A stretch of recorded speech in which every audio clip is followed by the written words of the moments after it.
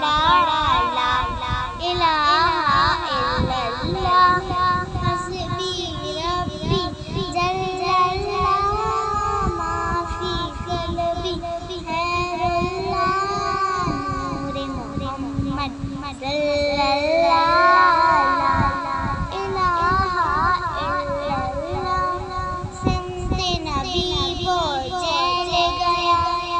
आका से उसने ये कहा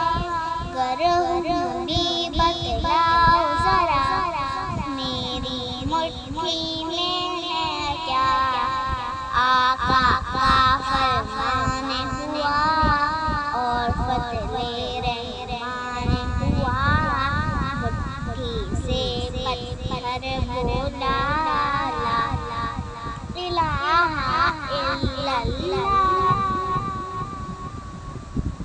अपनी बहन से बोले ये तो बता क्या करती थी मेरे आने से क्या चुप के पढ़ती थी बहन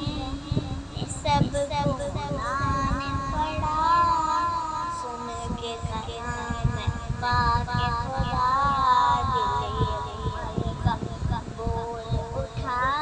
ला इलाहा इल्लल्लाह गुलशन कलमा पढ़ते हैं